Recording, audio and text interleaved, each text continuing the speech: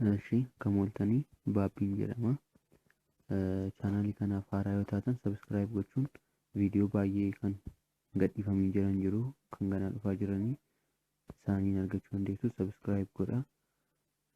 Kan inni irra isinitti agarsiisu telegiraamiin keessan haakii ta'eeramoo hin taane uggurameeramoo hin ugguramne jedhu isinitti agarsiisa. Na duukaa bu'aa. Jalqaba appilikeeshinii telegiraam jedhu sana bira deemna. Pilaas gatiin fayyadamuuf pilaas isheetu kanan lixaa jechuudha.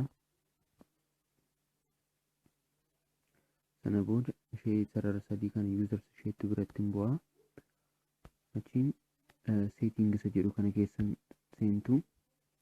Seeting erga seentanii booda privacy and security isa jedhu kana jala seentu. Erga jala seentanii booda active seasons kan jedhu kana jira satti buutu. Sana booda akkuma argaa jirtan terminate all other seasons kan jedhu kun diimaan barreeffameera. Kan inni akkasnaan jedhee fi telegiraamiin koo kun bilbiloota jala argitan kana warra kana irrattis loogiin ta'ee isaan irraas fayyadamaa jiru jechuudha. Akkasachuu barbaadeetu warri kun hundi isaanii kan irraa fayyadamaa jiru gatii ta'eef warra kanan dhiisna jechuun kan keessan kan ta'uu qabu. Telegiraamii keessan moobaayilii tokko irraa fayyadamtu taanaan ishee jalqabarraa pilaas meesenjara akkuma hankooti kana isa irraa fayyadamtan kaa'e onlaayin jedhee isinii kaa'uu qabaa jechuudha.